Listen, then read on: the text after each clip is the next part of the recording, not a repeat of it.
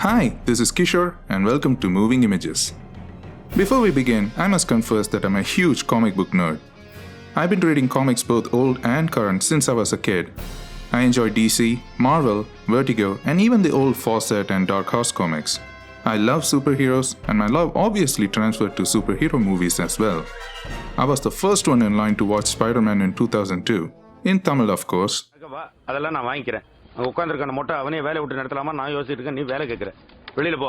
I was the only guy in the theater to clap my hands in joy when I heard the iconic John Williams score for the 2006 Superman Returns. Being both a hardcore superhero fan and a Tamil movie fan, I was disappointed at some of our attempts at this genre. I am tired of waiting, and so here are 4 ways I feel we can make a good superhero film in Tamil. I'll be taking Mugamoodi as our case study and see if we can fix it. Before we begin, one might argue that in Tamil, we already have superhero films in the form of masala hero films that have unbelievable stunts and superhuman feats. For which I say, they are only super on the surface. There is more to a superhero film than mere stunts. But these points can also be used to make a good masala hero film too. Also, there is a superhero film in Tamil that came very close to being good. I will reveal the movie at the end of this video. Hint, it has Jiva in the lead too. Suspense! Suspense! Suspense! No, not that.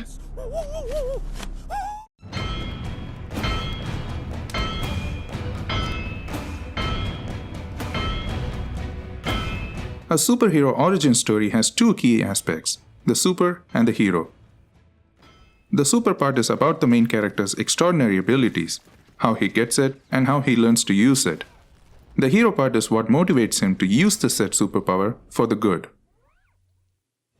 Peter Parker gets bitten by a radioactive spider, granting him extraordinary abilities. But the death of his uncle at the hands of a thug Peter let escape makes him realize that with great power comes great responsibility. That turns him into the hero. According to the book Superhero Origins by clinical psychologist Robin Rosenberg, an origin can be 3 types. Trauma, as in the case of Bruce Wayne losing his parents and turning into a vigilante. Destiny, such as Superman or Captain America, who were chosen or destined to be a superhero.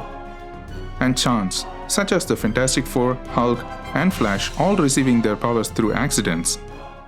Sometimes an origin can have a combination of these 3. Like Spider-Man again, who got his power by chance but turns into a hero due to trauma. The origin story should also show the main character's life before they turn into a superhero. Usually, a vigilante hero has a strong connection to his city or locality and a strong commitment to bettering his community that motivates him to continue as a superhero.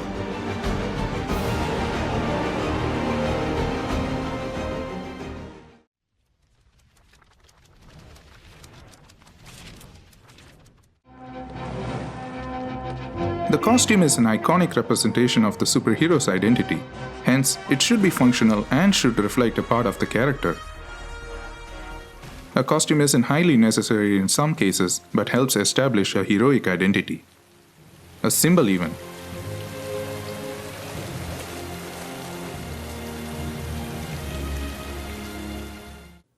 So far in Tamil movies, the costume have never reflected the identity of the superhero.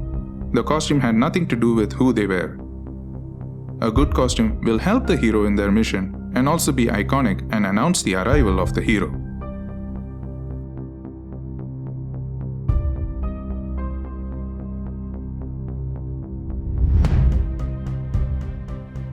A superhero film isn't actually a superhero film, but a film that has a superhero in it. That might sound confusing, but let me explain. Captain America Winter Soldier is actually an espionage film that has Captain America in it. Wonder Woman is a fish out of water and a coming-of-age story that has Wonder Woman in it. These films will work even without the superhero aspect. It can be of any genre, even comedy as we saw in Deadpool. It is not about the powers, but about the characters.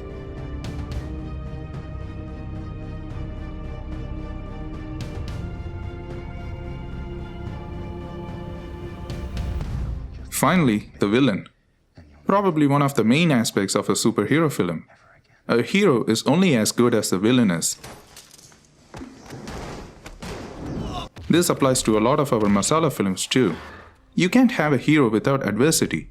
If everything is easy for the hero, or if he's all powerful, there is no conflict, and that makes for a boring story.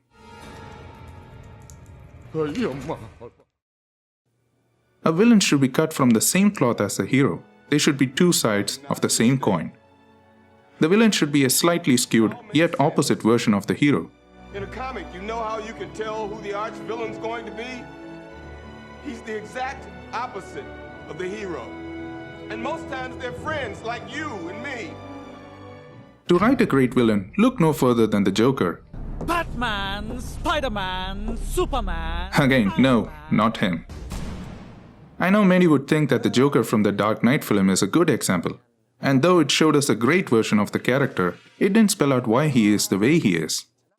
Let's go to an even better interpretation of the character for that. I am talking about the comic The Killing Joke by Alan Moore. In the words of the Joker on what made him, all it takes is one bad day. That's how far the world is from where I am. Just one bad day.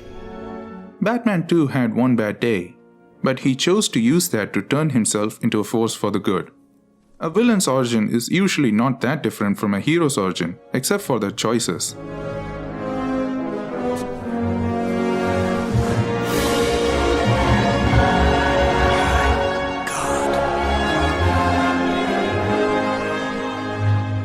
To illustrate this further, let's take another comic, Flashpoint.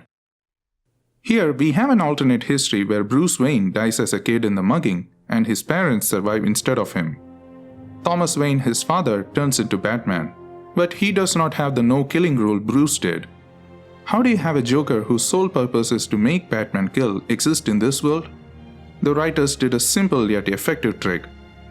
They turned Martha, the mother, into the Joker. She goes insane at the loss of her son.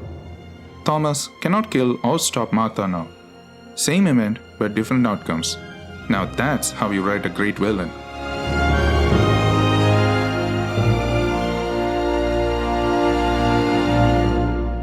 Now let's try taking all these points and try rewriting Mugamoodi.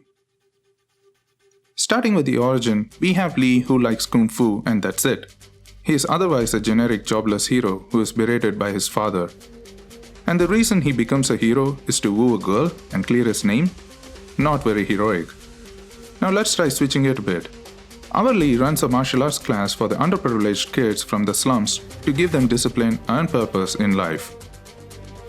His day job is that of a fish vendor.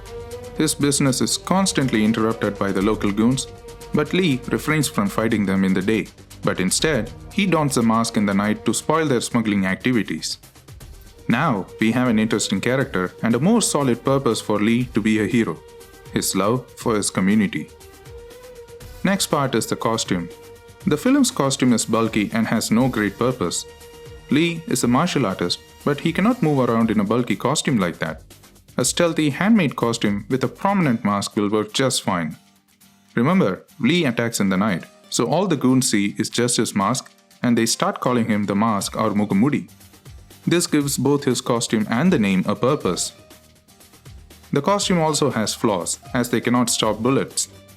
But this can be used as a story advantage and have Lee getting shot or beaten up only for him to rise again.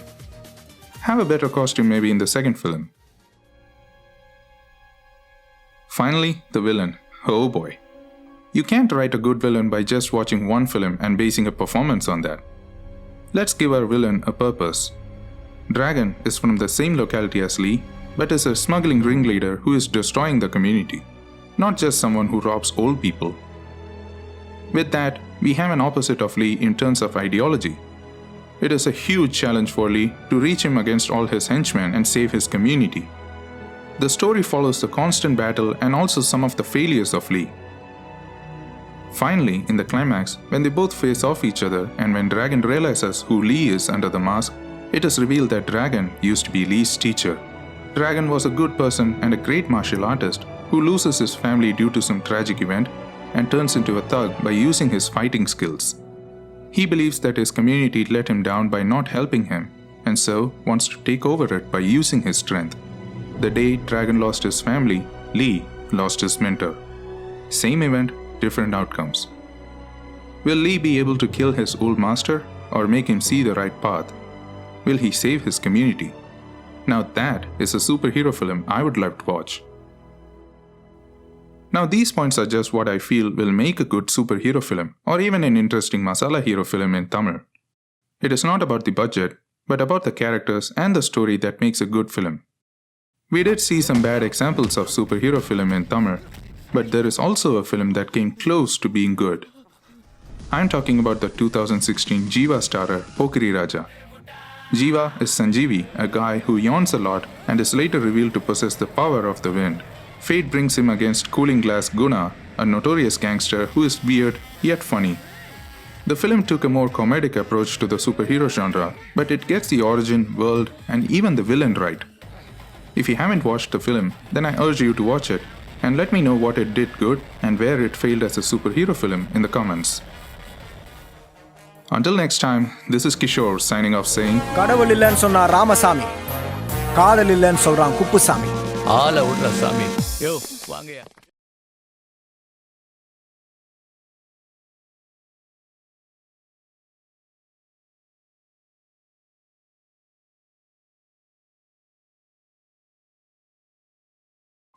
Hey guys, thanks for watching the video. Make sure to comment on this video to qualify for the giveaway. Subscribe and comment within the first 1 hour of the release of my videos to win some prizes. Shout out to Samir from the channel Render It. Render It is a channel dedicated to architectural visualization and presentation. So subscribe to his channel for some cool content, and I'll see you next time.